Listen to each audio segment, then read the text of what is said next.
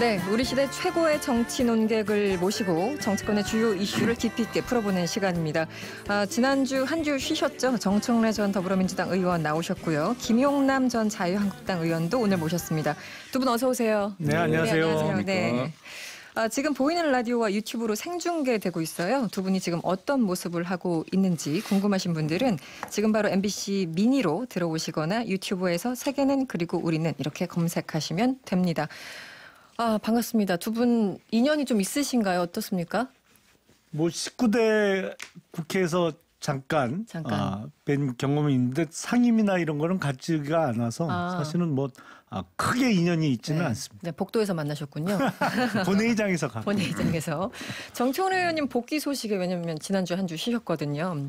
많은 분들이 지금 인사를 건네고 계세요. 유경수님, 정청래 의원님 복귀 환영합니다. 4981번님, 정청래 의원님 마음이 아직도 안정이 안 되었을 텐데 그래도 앞으로 쭉 나오셔야 됩니다. 절대 좌절하지 마시고 잘 버텨주세요. 이렇게 문자를 보내주셨어요. 오늘도 이슈가 참 여러 가지 많습니다. 이 얘기 먼저 좀 해볼까요? 정당 지지율 얘기를 한번 해볼게요. 리얼미터가 YTN 의뢰로 실시한 7월 4주차 집계에서 더불어민주당 지지율이 전주 대비 1%포인트 상승해서 43.2%를 기록했어요. 이 조사는 응답률 5.1%고 19세 이상 2,512명을 조사했습니다. 표본 오차는 95% 신뢰 수준에서 플러스 마이너스 2%포인트인데요. 이 리얼미터 조사로는 올 들어 최고치라고 하네요. 43.2%. 먼저 정청래 의원님 이 상승세 원인 좀 짚어주시죠. 오바마 대통령이 퇴임할 때 미국 전체 국민의 55%의 지지를 받은 가운데서 퇴임을 했다고 합니다. 퇴임할 때? 네.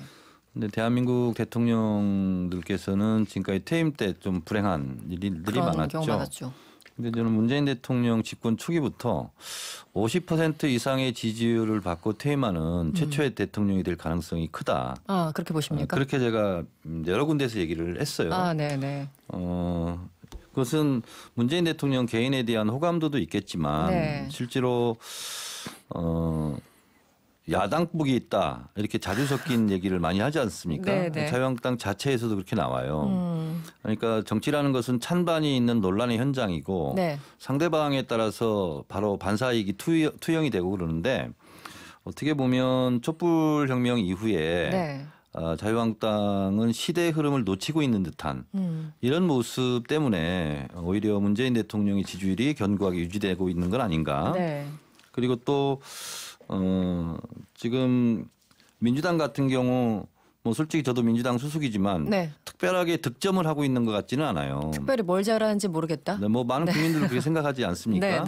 근데 이제 상대적으로 자유한국당에서 계속 좀 시대착오적인 이런 언행들이 자꾸 나오고 또 다시 개파 전쟁이 시작되는 거 아니냐. 이런 부분에 있어서 일종의 반사이익이지 않겠는가 그런 생각이 좀 듭니다. 이 수치 관련해서 이 세부 계층별로 봤더니 보수층과 진보층, 호남과 충청권, 뭐 수도권, 그리고 40대, 60대 이상 전반적으로 상승을 했고요. TK와 PK 그리고 20대에서는 하락한 수치입니다. 한마디로 보수층에서 전반적으로 지지세가 조금 높아진 상황인데 김용남 의원님도 현장에서 이제 사람들 많이 만나시잖아요. 이런 어떤 변화의 움직임이 느껴지십니까? 아니면 이 숫자를 신뢰할 수 없다 이렇게 보십니까? 솔직히 무슨 변화의 느낌은 못 느끼겠는데요. 왜냐하면 지금 뭐 오래 전부터 그랬습니다만 특히 자기 장사를 하거나 사업을 하시는 분들은 현 정부에 대한 반감이 뭐 어마어마하거든요. 경제가 어렵다. 일단 뭐 육두문자부터 나오니까 현 정권에 대해서 이야기를 하다 보면 그래서 글쎄요, 뭐 집권 여당의 지지율이 올라가고 있는 게 피부로 절감되지는 전혀 않는 상황입니다. 오히려 반감은 더 커져가고 있는 것이 아닌가 싶습니다.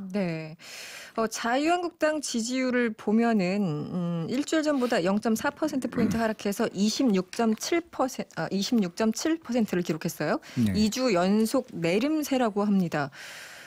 이건 어떻게 분석을 해야 될까요? 그전에 오래된 그 광고 중에 네. 사랑은 움직이는 거야. 뭐 이런 광고 문구가 있었는데 네, 유명한. 기억납니다. 네. 사랑도 움직이고 지지율도 움직이죠. 그렇죠. 그러니까 뭐 올라갈 수도 있고 내려갈 수도 있는 겁니다. 근데 다만 이제 그런 거는 있는 것 같아요. 그러니까 그 지난 한국당 지도부와 비교를 하면 네. 뭐 대표적으로 작년 지방선거 한국당이 완전히 참패를 했죠. 네. 이제 그 황교안 대표가 들어서면서 소위 경제학에서 기저효과라는 게 있잖아요. 네네네. 어느 시기와 비교하느냐에 따라서 이제 차이가 많이 나는 거죠. 네. 그때하고 비교하면 어마어마하게 올랐죠. 네네. 근데 이제 이 아직은 황교안 대표 체계가 들어와서 정말 실력을 보여줄 기회가 아직은 없었거든요. 그러니까 뭐 그 실력이라는 게 결국엔 내년 총선을 앞두고 인적 쇄신을 통해서 판가름이 나겠습니다만, 네. 그러니까 약간 지루한 상태에서 약간 뭐 내려가거나 올라갈 수는 있다고 봅니다. 뭐 그러니까 급격하게 올라갈 이슈도 없었고, 물론 취임 초기에 지난번 네. 누가 해도 지난번 지도부보다 못할 수는 없거든요. 그러니까 그 기저 효과 덕을 많이 봤었죠. 자유한국당 네. 입장에서 어떻게 보세요, 정청래 의원님? 방금 반감 말씀하셨는데요. 네. 제 경험으로는 정당에서 호감도를 높여서 지지율을 끌어올리는 것이 사실은 정상적인데 네. 현실 정치에서는 호감도를 통해서 지지율을 끌어올리는 경우는 적어요. 그러다 보면 그 정당에서의 분열, 개판 논쟁, 싸움, 그래서 반감의 최소화, 네네. 이것이 사실은 정당 지지율을 유지하거나 올리거나 하는 그렇죠. 일이거든요. 네네. 근데 방금 문재인 대통령 현 정부에 대한 반감, 뭐 육두문자로 나온다고 그러는데 네. 실제로는 자유한국당에 대한 반감 이런 게 문재인 정부에 대한 반감보다 더 큰 거죠. 그러니까 지지율이 이렇게 나타나는 거죠. 상대적으로 본다면. 그래서 황교안 대표 취임 이후에 네. 어떻게 보면 극우 쪽으로의 언행 그리고 소속당 의원들의 막말 시리즈 그리고 며칠 전에 또 불매운동을 태형적이다고 얘기했던 차명진 전 의원. 네. 그리고 심지어는 문재인 대통령 보고 북한 편이냐 이렇게까지 지금 막말을 하고 있고 네. 또 안보에서 위협에 있어서 제일 큰 게 문재인 대통령이다. 이것은 군 통수권자, 국가 원수에 대한 발언으로 치고는 국민들이 납득할 수 없는 발언이거든요. 그러면 국민들은 바로 그것에 대항해서 그러면 자유한국당은 일본 편이냐 이렇게 나오는 거거든요. 그래서 저는 프레임 전쟁에서도 스스로 지금 자책골을 자유한국당이 계속 넣고 있다. 네. 근데 본인들만 그걸 모르고 있어요. 문재인 대통령 그리고 민주당에 대한 반감이 더 크다. 네. 그렇다면 자유한국당 지지율이 민주당보다 더 높아야 되잖아요. 그래서 정당은 어떻게 보면 민심을 먹고 사는 데인데 네. 민심과 동떨어진 네. 그 이격거리가 너무 커요. 그러다 보니까 진단을 잘 못하니까 처방도 잘 못하지 않나 네. 그런 생각이 들어요. 여론조사 결과를 갖고 말씀하시니까 그런데 사실은 공교롭게 지금 뭐 논의되고 있는 이 여론조사 결과에 있어서 같은 업체였던 걸로 제가 기억을 하는데 네. 올 봄인가 민주당하고 한국당 지지율이 거의 붙었다고 이제 여론조사 결과가 발표된 적이 있었어요. 리얼미터에서요. 뭐 같은 업체로 제가 기억을 같은 업체. 합니다. 네네네. 예, 그러니까 그랬더니 민주당 이해찬 대표가 별 이상한 여론조사 다 보겠다라고 한마디 했어요. 근데 네. 그러고 나서 바로 다음 주에 지지율 격차가 어마어마하게 또 벌어졌어요. 그리고 나서 이제 그 이후부터는 그때 벌어진 지지율이 계속 유지되고 있는 상황인데 네.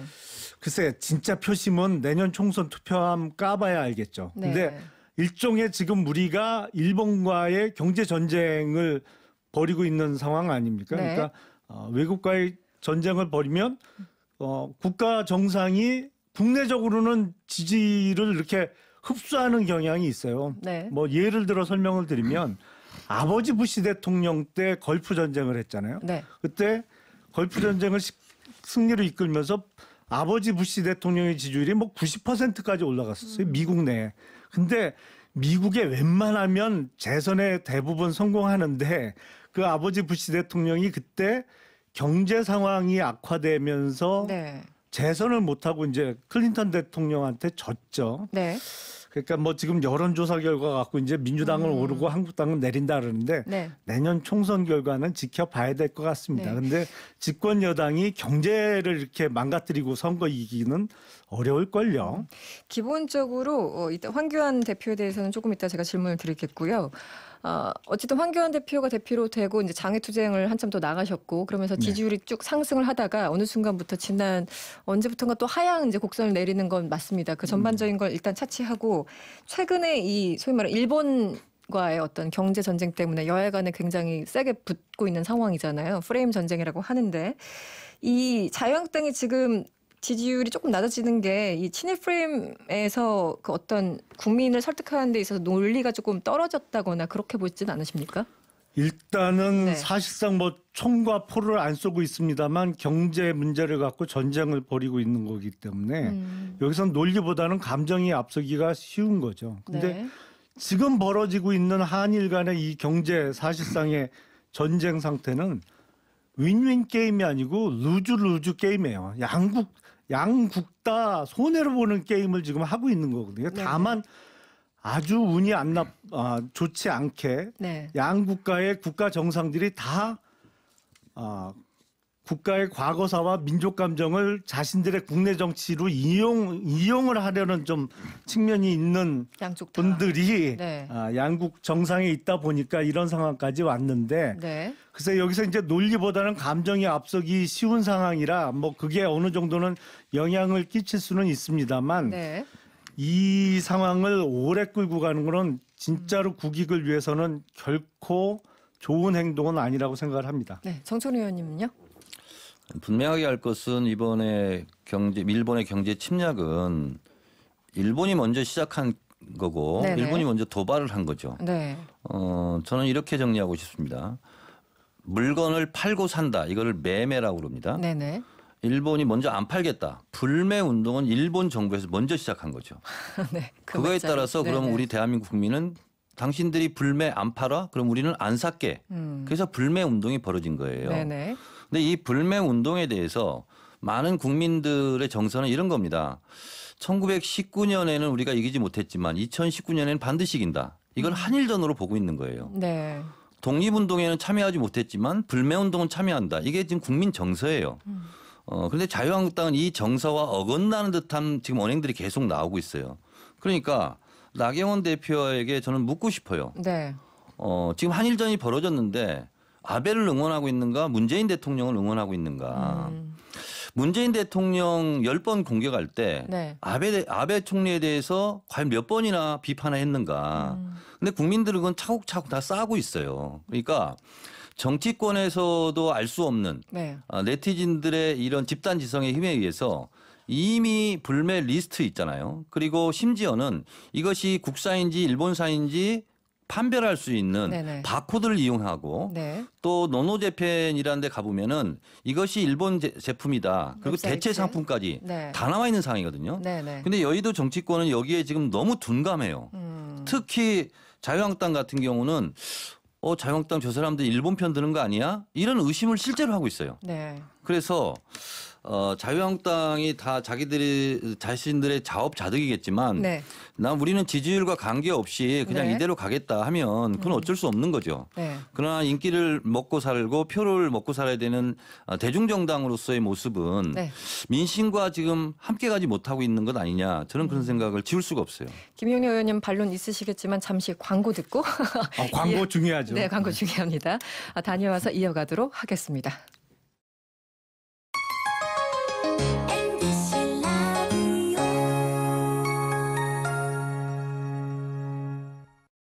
아저씨 브레이크가 자꾸 밀려요.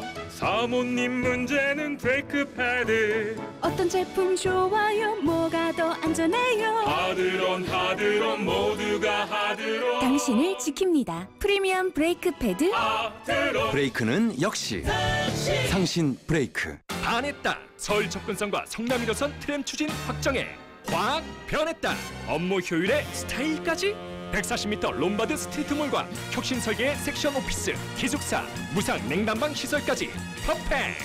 성남 지식산업센터 센터 M 1600-5949 동원건설산업.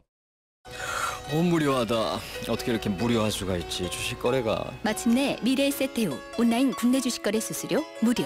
그냥 무료. 평생 무료. 8월 30일까지 일생일대 무료할 기회를 놓치지 마세요. 미래세태우. 비대만 최초 신규 고객 대상. 평생 무료는 유관기간 재비용 제외. 원금 손실 유의.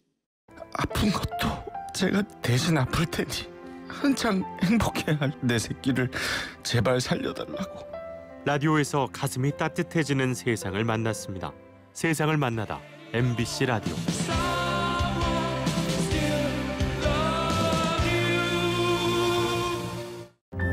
제가 75년에 태어났는데 반갑다 친구야. 1975년생 여성시대. 제 생일은 1995년 12월 6일입니다. 95년생 지금은 라디오 시대.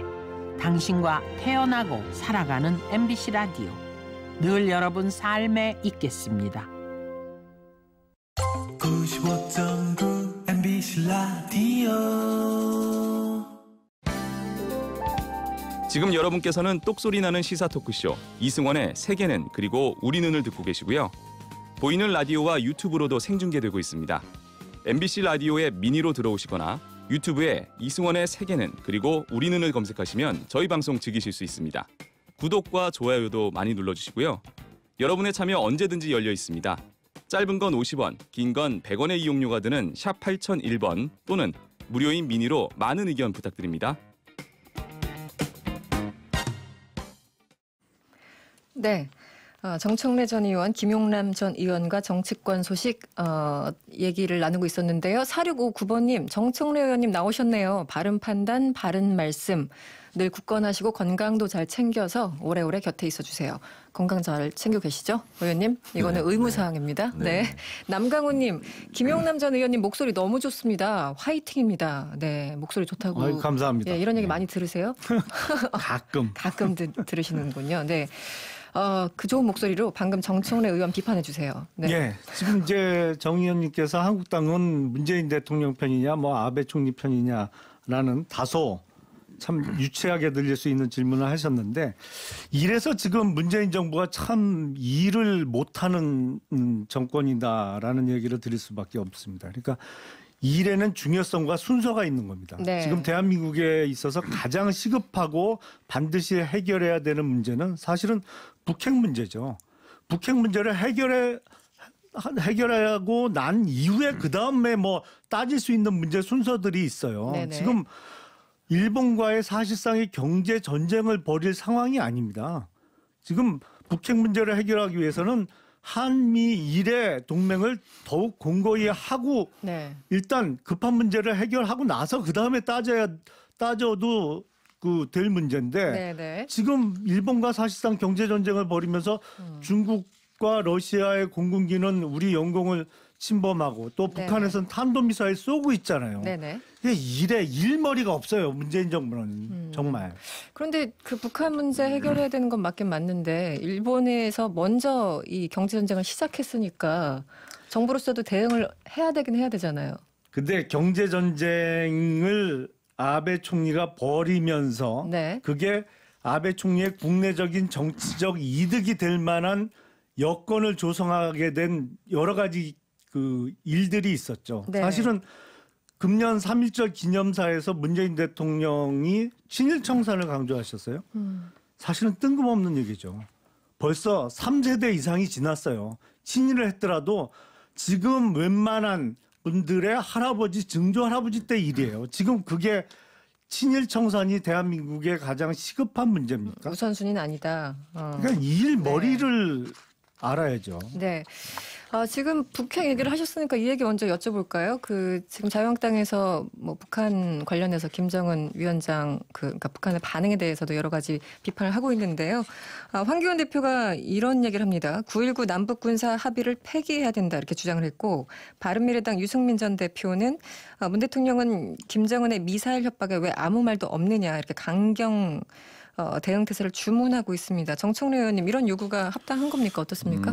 그 말씀하기 전에요. 네. 한 말씀만 드리면 네네. 1905년 을사 늑약 때 이완용이 이런 말을 했습니다. 일본이 얼마나 준비를 많이 하고 왔겠느냐. 네. 일본의 요구를 우리가 안 들어줄 수 있겠느냐. 우리가 이길 수 있겠느냐. 수용해야 되지 않겠느냐. 네. 이것이 이완용의 논리였다고 그럽니다. 그러니까 일본의 경제 전쟁, 경제 도발은 일본이 시작한 거예요. 네네. 우리나라 영토를 침범했던 정치적인 식민지 상태에 빠졌던 거 있잖아요. 그거를 아베는 합법적이라고 생각합니다. 그리고 2차 세계대전 이전에 네. 대일본 제국의 영광을 되찾겠다. 그리고 우리가 왜 사과를 하냐. 네. 오히려 한국이 우리한테 감사해야 되지 않느냐. 한국에 대해서 우리가 발전시켜주지 않았느냐. 네. 이게 식민지 근대화론. 네. 이런 것에 기반하고 있고 이래서 이게 아베 내각의 80% 이상이 이런 생각을 갖고 있는 극우 인사들이라는 것이고 네네. 이 사람들 극우 인사들이 모여 있는 곳이 일본 회의라는 곳이에요. 네네. 그래서 역사 교과서 뭐 외국 문제라는 이게 다 일본 회의 멤버들이 지금 일으키고 있는 일이다. 그래서 네. 이것이 단순한 경제적인 문제가 아니라 사실상 민족 정기, 민족 주체성을 건 건국 일척의 싸움이다. 네. 국민들은 그래서 나서고 있다 이렇게 생각을 하고요. 네. 2017년 11월 29일 날 북한이 화성 15 ICBM 대륙간 탄도미사일을 쐈죠. 네네. 그 전까지를 한번 생각해 보세요. 네. 트럼프와 김정은의 설전 그리고 곧 전쟁이 일어날 것 같은 이런 분위기. 네. 그리고 핵단추 크기 뭐 대결도 하고 막 그랬지 않습니까? 네, 신년사 통해서. 그러다가 네. 그 이후로 실제로 보면 트럼프도 얘기하고 있듯이 사실 한반도의 긴장 상태는 상당히 완화돼 있죠. 그리고 이번에 탄도미사일 쏜 것도 네. 트럼프는 이렇게 반응했어요. 많은 일들 중에 하나다. 그리고 일본조차도 이건 레드라인을 침범하지 않았다. 네네. 별일 아니다 이렇게 얘기를 했어요. 그래서 결국은 판문점 3자 회동 이후에 네. 실무회담이 지금 진척이 잘 안 되고 있지 않습니까? 네네. 그래서 북한이 미사일을 쏜다는 것은 미국에게 대화를 재개하자 그런 시그널로 우리가 이해를 하면 네. 틀림이 없다 저는 이렇게 생각을 하고요. 네네. 사실상 DMZ가 비무장 지대잖아요. 네. 근데 지금까지 중무장 지대였죠. 무장을 했었죠. 그래서 네네네. 그 말 그대로 비무장 상태로 지금 간 거잖아요. 그럼 황교안 대표는 다시 비무장 지대에 중무장한 화기들로 가득 채워야 되는가. 네. 이게 9.19 군사합의의 핵심이에요. 그러면 한반도의 긴장 상태를 높이면 네. 외국 자본들이 다 빠져나가게 돼 있어요. 그래서 평화가 경제와 곧 연결되는데 야당 대표로서는 하지 말아야 될 발언을 이번에 또 하셨다 이렇게 생각합니다. 김영남 의원님 어떠세요? 예, 잠깐 두 가지 대해서 말씀드리면 네네. 앞서 또 일본과 관련된 거를 말씀하셔서 네, 끝이 없는 얘기죠. 일제 강점기 당연히 우리가 피해를 봤죠. 그리고 일본에게 당연히 감정이 안 좋을 수밖에 없습니다. 근데 그때 일제강점기에 우리가 입은 피해를 계속 말씀하시는데 그 이후에 우리는 북한하고 전쟁을 했어요. 수백만이 죽었습니다. 정말로.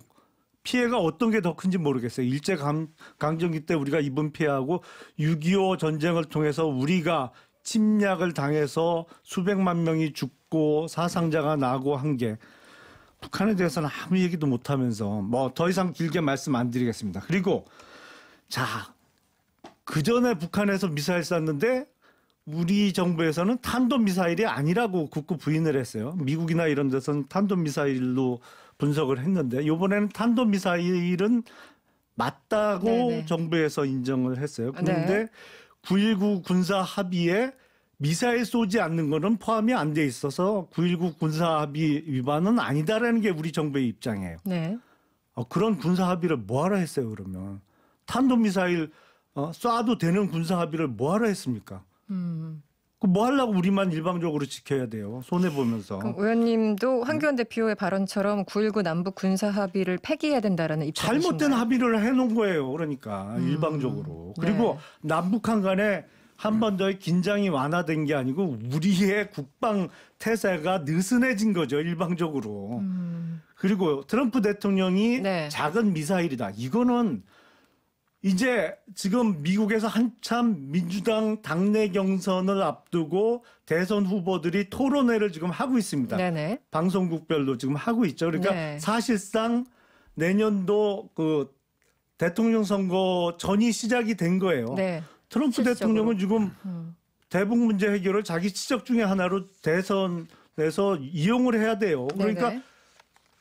좋게 얘기할 수밖에 없는 거죠. 자기가 잘 지금 컨트롤을 하고 있다. 자기가 북핵 문제를 해결해 나가고 있는 중이다라고 국내 정치적으로 정말 선전하는 얘기를 갖고 지금 그게 별일 아니라고 우리도 믿어야 된다고 얘기하는 게 이게 지금 상식적으로 안 되는 거고, 아니 북한에서 대화 재개를 요구하는 시그널 아니 그 전화해서 얘기하면 안 돼요? 꼭 미사일 쏴야 돼요? 탄도미사일? 그게 말이에요, 그게? 북한의 그동안 패턴이기도 했었는데 어쨌든 아베 총리든 트럼프 대통령이든 각자 입장에서 얘기를 하고 있는 건 맞습니다. 지금 두 분께 문자가 쏟아지고 있어요. 한 분씩 청취자 여러분의 질문 대신 드리고 이 부분은 마무리하면 좋겠는데 먼저 정청래 의원님 9361번님 정청래 의원님 일본이 괜히 물건 안 팔겠다고 그랬나요? 일본의 논리가 엉터리라면 국제 사회에서 회사에서 누군가는 우리 편이 되어 주어야 하는데 아무도 우리 편이 없는 것 같아요. 이런 문자를 주셨고 김용남 의원님께는 마저 제가 질문을 드릴게요. 2050번님 경제전쟁 할 때가 아니라는데 그럼 숙이고 들어가자는 거네요. 도저히 납득이 안 가는 말씀을 하시네요. 지금 현 상황은 북핵보다는 한일 경제전쟁이 우선인 것 같습니다. 이런 문자를 각각 주셨어요. 정청래 의원님 어떻게 보세요? 아무도 우리 편이 없습니까? 아무도 우리 편이 없는 것이 국제사회에서는 아무도 아베 편이 지금 없죠. 그러니까 최근에 미국의 보수 성향의 네. 미국 기업 연구소라는 데가 있습니다. 네네네. 거기서 아베를 굉장히 질타를 했고요. 그리고 일본에서 와다 하루키 등 지식인들이 지금 아베가 잘못하고 있다. 일본 자체 내에서 지금 아베 반대 지금 서명운동에 들어가고 있어요. 네. 그래서 사실은 지금 아베 총리가 고립무원이 돼가고 있고요. 그리고 이 무역 전쟁이 계속되면 될수록 네. 우리만 손해를 보는 것이 아니라 일본 기업 그리고 미국까지 영향을 미치기 때문에 네. 시간이 갈수록 네. 국제 여론은 우리에게 유리하게 돌아가고 있고 저는 그런 면에서 봤을 때 우리가 외교전에서는 아베와는 분명하게 승리를 하고 있다 이렇게 생각을 하고 있습니다. 네. 김용래 의원님은 어떠세요? 이 경제전쟁 할 때가 아니라고 하셨는데. 일단 네네. 이거야말로 톱다운 방식으로 해결해야 될 문제입니다. 이 한일 간에.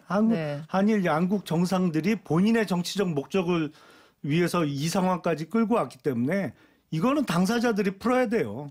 그리고 이거 지금 우리가 지금 코피나면서 상대방도 몇 대 맞고 있다고 지금 좋아할 일이 아니에요. 이거는 앞서 말씀드린 대로 둘 다 지는 루즈 게임입니다. 지금은 윈윈 게임을 해야지 둘 다 지는 게임을 하고 있을 때가 아닙니다. 그런데 제가 드는 개인적인 질문은 어쨌든 아베가 작정하고 이걸 시작을 한 건 맞잖아요. 그리고 지난 G20 정상회담 때도 아베 총리가 원하지 않아서 정상회담이 이루어지지 않은 것으로 알고 있습니다. 우리가 원하라고 해도 대화를 하려고 해도 이런 상황에서 무조건 정상회담을 연다고 과연 돌파구가 마련될까? 작정하고 들어온 사람과 마주한다고 해서 그런 질문을 한번 드려볼게요. 사실은 문재인 대통령께서도 집권 초기부터 사실은 반일 감정을 최대한 이용하려고 마음 먹고 있었죠. 그동안 친일 청산이라든지 아니면 지난 정부에서 했던 이유로 한일 위안부 합의를 무효화시키고 지금 화해와 치유재단을 해산해 버렸는데 네네. 그래갖고 지금 일본으로부터 얻어낸 게 뭔가요? 화해와 치유재단에 들어왔던 10억엔 뭐 어떻게 보면 적은 돈입니다만 그게 일본 정부 예산에서 나온 돈이기 때문에 일본 정부의 공식적인 사죄의 의미가 담겼기 때문에 그 합의에 이루었던 것이거든요. 근데 그게 잘못됐다. 좋아요. 그러면 무효화 시켰어요. 그럼 문재인 정부에서 보다 나은 합의나 사죄나 무슨 금액이나 받아내야 될 거 아니에요. 네. 뭘 받아내고 있어요 지금. 사고만 쳐놓고 지금 수습도 못하고 있지. 대책이 없다 이런 말씀을 주신 거고요. 대책 없이 사고만 쳐놓고 있죠 지금. 네, 지금 얘기가 끝이 없이 퍼져나가서 일단 여기까지 마무리하고요. 오늘 갑자기 오후에 나온 소식이 임시국회 개회한다라는 얘기입니다. 국회 얘기를 좀 해볼게요. 6월 국회도 사실 아무것도 못했는데 7월 임시국회를 일단 열고 의사 일정을 논의를 했습니다. 이제 러시아와 일본과 중국과 관련돼서 결의안 채택을 하고 추경을 8월 1일 본회의에서 논의하기로 했습니다. 어떻게 보세요? 이건 너무 늦은 거 아닙니까? 이미 합의가 되긴 했지만 일단 잘한 거죠. 결과적으로는 그리고 일본 규탄 결의안이라든가 러시아 네. 규탄 결의안을 여야 합의로 한다는 것은 네. 외교전을 펼친 데 있어서 지렛대로 활용하는 데 굉장히 중요한 네. 하나의 압박 카드가 될 수 있고요. 네. 그리고 추경 같은 경우도 늦었지만 어쨌든 잘한 일이에요. 근데 이제 자유한국당으로서는 이제 지금 일본 관련해서 추경은 추가가 됐지만 그 네. 이전 같은 경우는 강원도 산불이라든가 포항 지진, 그게 자유한국당 국회의원 지역 유권자들이 원하는 것을 몇 달 동안 지금 끌어왔던 거예요. 그러니까 자유한국당으로서는 자기 눈을 자기가 찌르는 꼴이 돼버렸죠. 그래서 늦었지만 잘한 일인데 자꾸 이게 자유한국당에서 꼴대를 자꾸 옮기다 보니까 진짜 8월 1일 날 추경이 통과될 수 있을지 저는 100% 확신은 못 하겠어요. 오늘 합의안 보면 8월 1일에 본회의를 열고 네네. 추경을 처리한다고 정확히 말씀드리면 러시아와 일본의 영토 주권 침해를 규탄하고 중국에 대해 유감의 뜻을 밝히는 결의안을 채택한다. 이게 오늘 전문 내용 중에 일부입니다. 김영남 의원 어떻게 보세요? 오늘 합의 내용? 지금 뭐 안보 상황이 워낙 위중하니까 그 부분에 대해서 뭐 결의안 채택을 위해서 임시국회 합의를 한 것으로 보입니다. 그런데 추경과 관련해서는 애초에 한국당 입장이 재해 관련 추경은 심사를 처음부터 하겠다는 입장이었고 지금 저 개인적으로는 이번 추경 재해 관련된 추경 외에 소위 경기 부양용 추경은 개인적으로는 저는 반대입니다. 지금 올해 예산만 해도 470조가 넘어요. 지금 내년 예산 지금 기획재정부에서 9월 초에 국회로 넘기겠습니다만 510조가 넘을 거라고 합니다. 510조가요? 예, 그 어마어마한 세금을 쏟아붓고 있는데 지금 경기 절대 안 살아나거든요. 기본적으로 경기는 세금 쏟아붓는다고 살려낼 수가 없어요. 근데 지금 더군다나 국채를 발행해서 그러니까 국가 채무를 늘려서 3조 5천억의 국채를 발행해서 이제 6조 5천억 정도의 추경을 추가로 쏟아붓겠다는데 우리 속담에 언발의 오줌 누기예요. 이래갖고 경기 살아날 그 상황이 아닙니다 지금. 근데 그렇게 급한 상황일수록 어찌됐든 그게 뭐 전혀 필요 없다고 전제하신다면은 이 질문 자체도 무의미하지만 어려운 상황에서 추경을 빨리 제때 집어넣는 게 훨씬 더 효과적이지 않습니까? 지금 너무 추경을 뭐 역대 최장기간으로 끌고 있어서 지금 야당 입장에서 상당히 좀 부담스럽지는 않습니까? 글쎄요, 올해 예산 470조의 대부분을 전반기에 다 쏟아 부었어요. 경기 좋아졌어요 지금? 아니잖아요. 거기다가 예산의 뭐 1.5%도 못 미치는 그러니까 470조의 1% 조금 넘는 수준의 추경을 서둘러서 더 추가 집행한다고 경기가 좋아질까요? 저는 뭐 전혀 그렇게 생각하지 않습니다. 정철 의원님 어떠세요? IMF에서는 추경을 6조 7천억이 아니라 뭐 15조, 20조 뭐 이렇게 투여를 해야 된다 이렇게 얘기를 하고 있죠. 근데 이제 일각에서는 국가 부채는 들수면 없는 게 좋지만 우리 국가 부채 규모가 GDP 대비 35% 정도 됩니다. 근데 OECD를 보면 일본 같은 경우가 250%, 300% 막 이렇게 가요. 유럽 같은 경우도 100%가 넘거든요. 그래서 마치 우리가 뭐 국가 부채가 굉장히 많아서 추경을 축소해야 된다 이런 논리는 국제적으로는 상식이 안 맞는 주장이죠. 그래서 제가 봤을 때는 세계에 권위 있는 IMF가 그냥 추경을 늘려라 하지는 않을 거 아니에요. 저는 그렇게 봤을 때 확장 재정 정책이라는 것이 응급조치용이거든요. 필요할 때는 재정을 확대해서 일단 경제라는 것이 경세재민 아닙니까? 그래서 백성을 구한다는 뜻이거든요. 그래서 필요하면 불효불급한 데는 추경을 편성해서 일단 응급조치를 하는 것은 맞다. 그런데 너무 90일 이상 끌어와서 이것이 어느 정도 효과가 있을지는 좀 의문스럽습니다. 저 말씀에 함정이 있습니다. 그러니까 국가 채무 비율이 우리가 다른 나라에 비해서는 낮은 건 맞는데 그 국가 채무 비율에는 공기업 부채하고 연금 부채가 우리는 포함이 안 돼 있어요. 알겠습니다. 김용남 의원님. 지금까지 정청래 전 더불어민주당 의원, 김용남 전 자유한국당 의원과 함께했습니다. 오늘 고맙습니다. 감사합니다. 고맙습니다. 여러분의 퇴근길을 꽉 채워드립니다. 평일 저녁 6시 5분 이승원의 세계는 그리고 우리는